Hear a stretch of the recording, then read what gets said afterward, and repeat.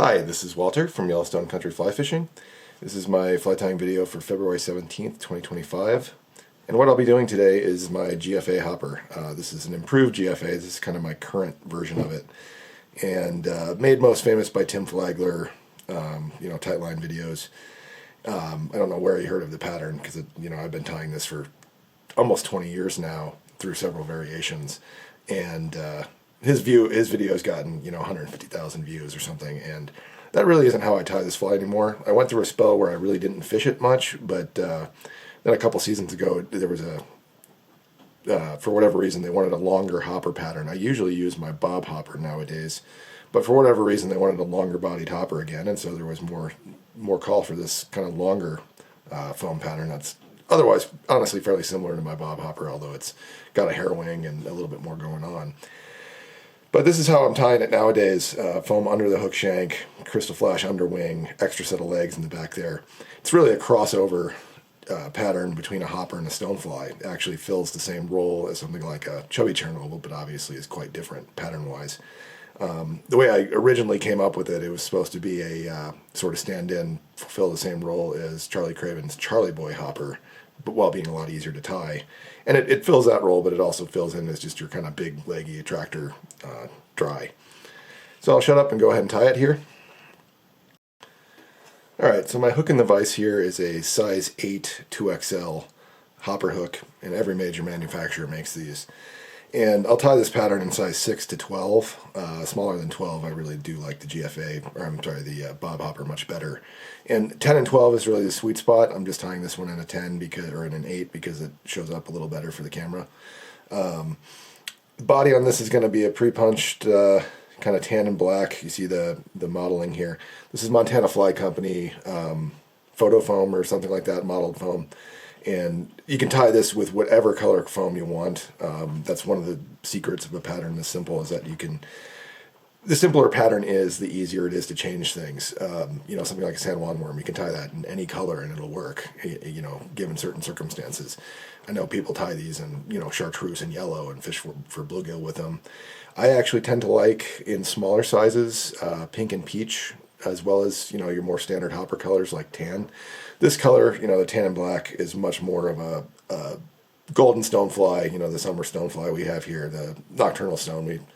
I'm kind of old school. We called them late summer golden stones when I first started out, and so I still kind of think of them as that. But it's that nocturnal stonefly or, a big hopper that's got a lot of dark to it. Think about not just the body color on a grasshopper, but also the wing color and kind of how when it's moving, all the different colors intermingling. There's a lot of hoppers out there that are kind of tan and black like this. My thread is going to be 6/0 in whatever color you like, and I'm using light Cahill here because it's got a little bit of a contrast with that body. I almost always use a contrasting thread color on this pattern.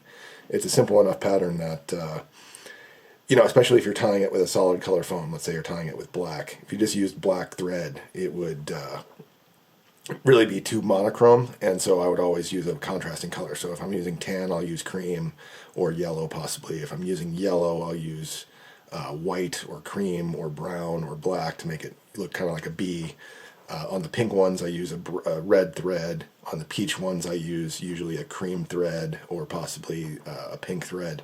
Just something to get a little bit of contrast in those segments. But I'm going to go ahead and start my thread here, and I'm going to wrap back to the hook point, or to directly over the hook point, I should say. And then trim that. And then here's one of the deviations from the original pattern. I've added a pair of legs at the back here to look like either tails or just, kicker legs, what have you. And so I take a single route leg here, and what I'm using is kind of a silly leg here. I use these silicone legs on most of my hoppers now, mostly because they don't interact negatively with glue, but also you see there's some reflection in there. There's a whole lot of different colors. These are basically the same things you use on skirts for bass jigs. These are crazy legs or silly legs. It doesn't really matter. There's a million different names for the same thing. And again, you get more variety out of a single leg here, so there's just more going on. They are not as durable as conventional rubber legs, but this is a quick enough fly to tie that doesn't really bother me too much. I use these on most of my hoppers now. So I'm going to take that, fold it in half, pinch it, and then I'm just going to tie in that pinch directly over the hook point. and then smooth out that transition. And then bring my thread forward and back, and this is more setting up for the body. What I'm doing here is creating a little texture to the body. You know, I'm crisscrossing that thread, and that's going to just create more tooth for the glue I'm going to use to really attach the foam to the fly. You always have to reinforce a foam body with glue, and just having more surface area here gives that more area to grab. So I'm going to take my my strip here, you could use a foam strip. You just basically want the gape to be, or the foam to be about as wide as the gape here. And so if you're just cutting out flies for yourself, go ahead and just cut them that way. But I've got this is a tapered end Chernobyl cutter from River Road Creations, and this size, which is the medium size, works great on this size 8. The small would work well on a 12. The large, if you're tying a really big 6, you know, if you're maybe tying it on a 3XL hook for being a salmon fly, the large size of that cutter works. For the intermediate sizes, I usually do use a foam strip, because this is, as you can see, perfect for the 8, but it would be too big for the 10, and the small would be probably too small for the 10. I'm going to take my scissor point and just punch a hole here in the end of that strip. And I usually like maybe 2/3 of a body length. You see how there's about 2/3 of a body length from where I punched that hole. And then I'm going to push that over the hook eye and down the body. And I could have also done this first. I find it's easier to do it this way, though. And I'm going to get that right to where I tied in those tails, maybe a hair forward so I don't push them down too much. And then come in and then make kind of a loose wrap that I then tighten, and then a couple more wraps here. And at the back end of the fly, you see I'm making actually quite a few wraps given the size of this fly. Now I would make fewer turns than that on a smaller one, just because I don't want as much thread buildup on those smaller flies. But I do want that segment to be distinct. I'm going to go ahead and spiral my thread right up to the eye here. And if you compare my video here to what Tim Flagler does, or my previous video if you've got it somewhere, how I segment the fly is slightly different now, because I've got the tails in at the back. It kind of precludes the way of tying in that body that I used to do. But before I've punched that hole, essentially, hopefully this might not show up. Yeah, you can see that hole there is actually slightly behind the eye. You don't want your body to be loose, and so what I'm going to wind up doing here is pulling that, and you see I'm stretching that foam just a little bit. That's better than if I had trimmed it, or if I'd punched that hole where it would slide easily onto the eye, because then the body wouldn't be snug. But before I do that, I'm going to get my super glue here, and you got to kind of be a little speedy from now on, so I'm going to hustle after I put this on. But I'm going to kind of apply that. You know, you can go all the way around the hook there, but I'm actually trying to mostly get that on the underside of that thread underbody. And then real quick here, I'm going to push that up over the eye, and then about 5 thread turns here at the front, maybe even more. Now, because I'm not going to be back there again. But then at the rest of the segmentations, you see I'm only going to make one turn here, one full turn, and then move it back. You know, I'm doing a 45 degrees over the top of the fly. And if I was not doing the video, I would be doing this faster, because I'm losing my glue here. You know, it's drying. The glue is drying. But I want that forward segment to be largest, and then the medium one, medium, and then the rear segment to be smallest. And then here at the back, I'm not going to be doing anything at this back segment again. And so I'll make 3 or 4 turns there. And then I'll, again, diagonal over the top of that body to my kind of second segment, or my first, you know, the back of the first segment there behind the eye. And then from now on, I've really got to be careful about my my thread discipline, because if I make a bunch of turns of thread, it's going to actually make way too much bulk right here. So you notice I didn't make a bunch of turns here. I've only made that one full turn, and now I have not actually made another turn now that I'm still hanging in that segment, because I don't want to build up too much thread. Okay, so my next material is going to be standard size Krystal Flash, and again, a little contrast is a good thing. This is rusty brown, and you can see here how that's going to contrast pretty well with the body there, and it's also going to contrast with the wing. And I can see here that my Krystal Flash has gotten a little uneven, and so normally what I would do is have the Krystal Flash all the same length, and I would tie that in. I want that to extend right to the end of the body. But since I can tell that these fibers are all sorts of lengths, I'm actually going to come in long and then I'll trim it. If you can avoid doing that, that's great, because the more, again, the waste issue. If your Krystal Flash is relatively expensive, and so if I can avoid clipping that and just have it all extend to the end of the tail and don't cut any off, I save money and time. But I've only made one turn here, and I don't know if you noticed that. This is only secured with one turn, again, to save thread wraps here. And so I've very carefully trimmed off the butt ends of that Krystal Flash, because if I'd just gone in there willy-nilly with my scissors, it would have shifted that stuff. But again, I'm really aggressively trying to save my thread wraps here, because I'm going to be using super glue again, and then I'm also going to be using more thread wraps in the same spot when I secure my next material. And so that's going to also tie in this Krystal Flash more. In other words, I only need the one for right now. Now my body on this fly, or my wing on this fly, is going to be deer body hair. And you can choose the color again based on what you're looking for in terms of an effect. This is going to be kind of a gray color. I think this is natural. I don't honestly know if this is whitetail or mule deer, but it's just kind of a natural gray deer hair. And I do prefer deer versus elk on this fly, because I can get more individual hairs in on the fly with a smaller amount of bulk, and I think that actually fills in the gap a little better. But you see how I cut that off. I didn't show it on camera, but cut it off close to the hide and just kind of work your way down. The video I posted yesterday, it covers, cleaning and stacking hair, and so I'm not going to go into much detail about that. I'm just using a comb right now to comb out the short stuff, and then I'm going to stack this in my handy dandy brass hair stacker, which someone commented on yesterday. And then take that out like so.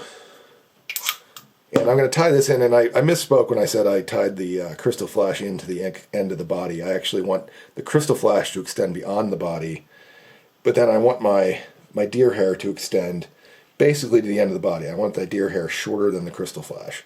And so what I like to do actually with this fly is pre-cut it to pretty close to the right length. So you see I've already trimmed the butt ends of that. That's going to create less bulk. It'll also make it easier to further trim that. I'm not done actually trimming that. And you see here how those, if they're straight, those deer hair fibers extend basically to the end of the body, maybe a hair shorter, but then they come out quite a bit shorter once they kind of flare. And that's kind of what I want. The Krystal Flash is going to be more noticeable, and then the deer hair provides flotation and then the sense of movement, if that makes sense.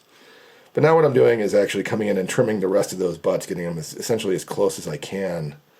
And this would pull right out if I didn't do what I'm about to do next, which is spill my super glue all over the place.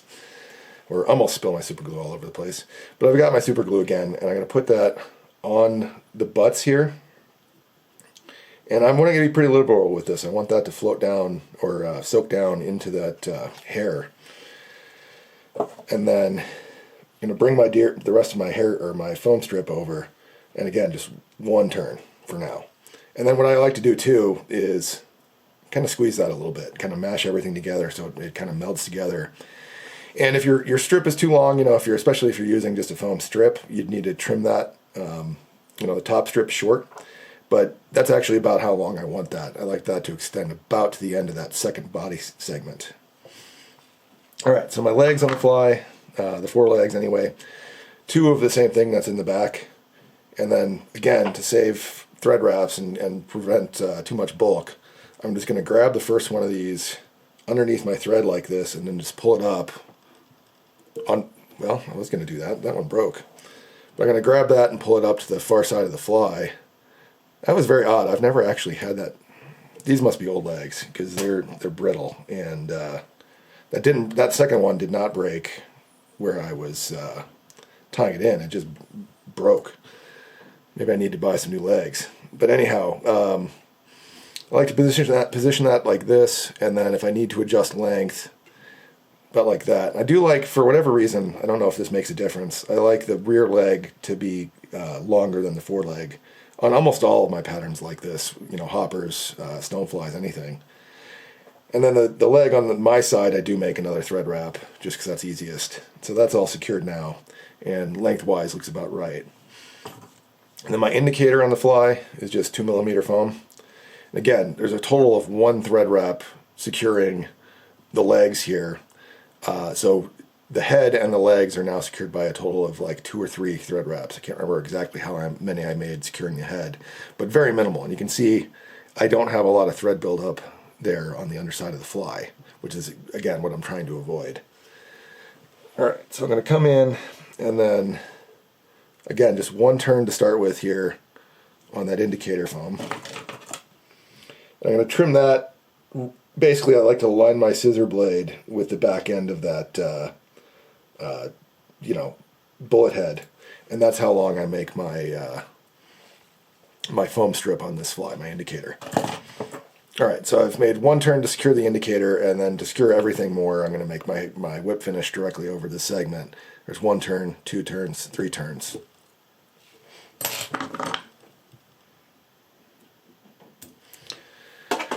And hopefully it shows up on the camera there. You do it really carefully like that, and you wind up getting about the same amount of thread wraps on each of the segments, including the one where you did all the tying.